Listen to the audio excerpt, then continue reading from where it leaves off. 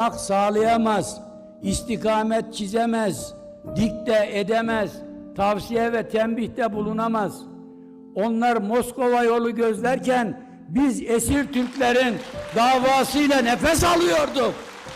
Turan ülküsüyle Türklüğün muzaffer günlerine ulaşma heyecanıyla fikir ve siyaset mücadelesi veriyorduk. Çizdiğimizde kırıklık yoktur.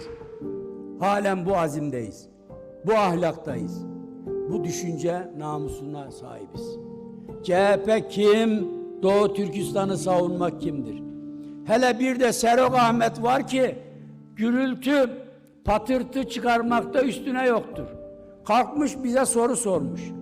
Doğu Türkistan'da yapılan zulme niye sessiz kalıyormuşuz?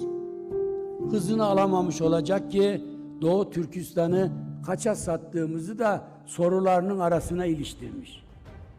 Ve hey Serok, söylesem anlamazsın, göstersem algılayamazsın, sussam gönül razı değil.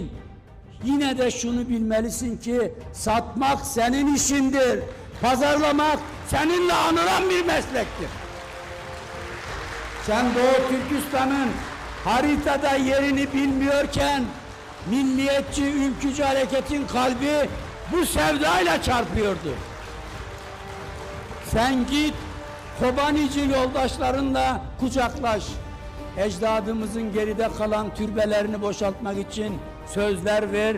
Gücün yeterse kamyonlara yükleyip kaçabildiğin kadar kaç. Belki kurtulur, belki yakayı kurtarırsın. Aklının ermediği konularda yorum yapma. Masken düşer, çamurlu yollarda yürüme, üstün başın batar. Ne tuhaf bir haldir ki zilletin ortakları hiç bilmedikleri, uğruna hiç mücadele etmedikleri Doğu Türkistan meselesini gündeme taşıyorlar. İstismarla oyalanıyorlar.